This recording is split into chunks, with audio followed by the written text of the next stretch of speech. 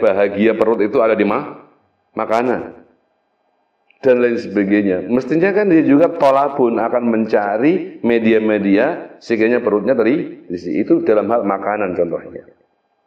Maka dalam hal kebahagiaan apapun wujudnya itu, ya bagi seseorang, ya tolabus sa'adah itu membutuhkan al-jahdu atau al-juhdu, kesungguhan dalam menempuh menuju kepada sa'adah. Lain boten-boten akan dilabeli dia itu sebagai seorang yang hamaqah, orang yang bodoh atau yang dungu. Pengen bahagia tapi ra lapo-lapo. Itu kan dungu jenenge. Thumma nubayyinu, lalu akan dibahas oleh beliau, an la tariqa, tidak ada jalan ila sa'adati, untuk menuju meraih kebahagiaan, illa bil ilmi wal amali, kecuali dengan ilmu dan amal. Bahwa jalan untuk meraih kebahagiaan itu hanya dua, ilmu wal amal. Seakan-akan satu ini, satu yang terjadi dua komponen yang terus berjalan. Berarti kita jadi paham tentang apa yang disampaikan Nabi, utlubul ilma minal mahdi ilal lahdi. Carilah ilmu itu sedini mungkin sampai wafat nanti. Tidak ada kata selesai. Ya. Thumma nubayyinu, nanti kami juga akan menjelaskan al-ilma al-mus'ida. Al-ilma al-mus'ida. Ilmu yang bisa mengantarkan kebahagiaan, wa tariq tahsilihi, dan bagaimana cara meraihnya. Thumma nubayyinu, lalu kami juga menjelaskan al-amala al-mus'ida, amal apa saja yang bisa membahagiakan, wa tariqahu, dan bagaimana cara meraihnya. Berarti tidak hanya deskriptif tetapi juga solutif. Imam Ghazali akan menjelaskan amalnya apa saja wujudnya, baik zahiran wa batinan.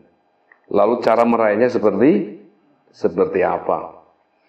Wa kullu dzalika, semua itu dalam arti ilmu yang membahagiaan dan cara perayaan, amal yang bisa membahagiakan dan cara mendapatkannya, semua itu dzalika bi tariqin yataraqqa an haddit taqlid. Semua itu diawali melalui cara taklid terlebih dahulu. Nggak cara ngoten nggih, mantuk-mantuk ae dhisik. Nggih, mantuk-mantuk ae dhisik. Karena kita sholat itu dulu awalnya kan juga taklid.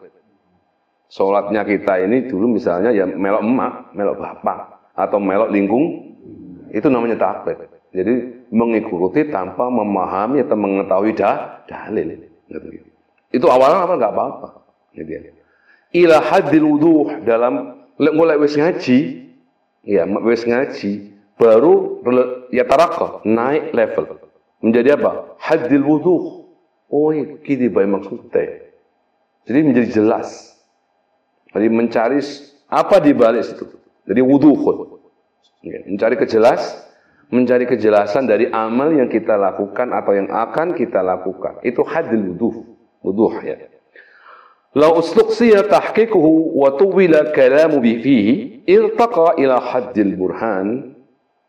Kalau sudah mendapatkan kejelasan satu ilmu dan amal, kemudian masih didalami lagi, ya, didalami lagi, ustuqsiya tahqiquhu, diteliti, ya, dikaji, diamati, wa tuwilal kalamu fihi, didiskusikan, didialogkan, ditanya jawabkan, tuwila, butuh durasi waktu yang lumayan panjang, maka irtaqa, maka akan masuk pada level yang lebih tinggi lagi. Apa itu? Haddil burhan. Kita akan bisa menguak apa di balik semua itu. Burhan. Burhan itu seperti dalil, menjadi pedoman. Sampai beramal berdasar pada benar-benar pedoman. Ala syurutil lati dzakarnaha fi mi'yaril ilm. Tentunya sesuai dengan syarat-syarat yang telah kami uraikan dalam kitab Mi'yaril Ilm. Wa in kunna lasna nutawwil al-kalama bihi. Dalam hal ini kami tidak bertele-tele ya membahas hal itu dalam kitab ini khususnya. Walakinna nurshidu ila usulihi wa qawaninihi. cukuplah bagi kami untuk menjelaskan tentang dasar-dasarnya saja dan kaidah-kaidahnya. Jadi nanti tidak bertele-tele kitab ini. Jadi tidak sepanjang se-Ihya ya. Nah, ini nanti simpel-simpel kajian. Jadi satu pasal itu nggak banyak kajian. Nah, ini muqaddimah yang disampaikan oleh Imam Al-Ghazali terkait dengan kitab Mizanul Amal ini. Baik, kita masuk ke bagian yang pertama ya. Bayanu annal futura an talabis sa'adati hamaqatun. Bab yang pertama adalah annal futura, sesungguhnya. Tadi futur itu bisa dimaknai ketidaksemangatan, keloyohan, atau kelengahan, atau juga bisa dimaknai kelalaian seseorang dalam mencari kebahagiaan adalah wujud atau bentuk dari kedunguannya atau kebodohannya.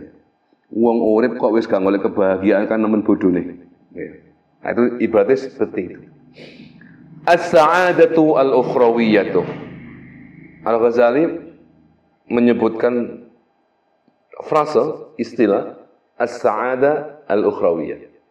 Apa yang disebut dengan kebahagiaan akhirat? Kalau tadi sa'ada kan masih global. Dia sudah mulai mengerucut kepada as-sa'ada al-ukhrawiyah. Kebahagiaan yang dimaksud ini adalah kebahagiaan ukhrawi. Hiya allati na'ni biha. Kebahagiaan ukhrawi itu adalah suatu kebahagiaan biqa'an bila fana'in. Sebuah kebahagiaan yang kekal bila fana'in, tanpa ada kerusakan. Fana bisa juga diartikan rusak, tidak abadi, gampang berubah. Itu fana. Artinya kebahagiaan akhirat itu adalah sebuah kebahagiaan yang baqa, kekal. Waladzatan bila ana. Kebahagiaan akhirat itu adalah sebuah kelezatan bila ana, yang diraih tanpa bersusah payah. Sebuah kebahagiaan yang tidak mengeluarkan rasa letih, capek, atau kepahyaan. Beda itu kalau di dunia ini. Kalau ingin bahagia, kalau nggak capek-capek dulu ya nggak bisa. Harus untuk meraih kebahagiaan dunia ini, ya butuh rasa letih dulu. Tapi kalau akhirat tidak, sebuah kebahagiaan, sebuah kelezatan. Jadi di dalam kebahagiaan itu ada kelezatan, di mana kelezatan itu diraih tanpa bersusah payah. Wasururan bila kuduratin. Bahwa kebahagiaan itu, akhirat itu adalah sururan. Sebuah kebahagiaan yang di dalamnya berisi happy, senang-senang. Bila kuduratin, tidak terkontaminasi sedikit pun oleh kesedihan. Tidak terkontaminasi sedikit pun oleh kesusahan. Berarti murni senang.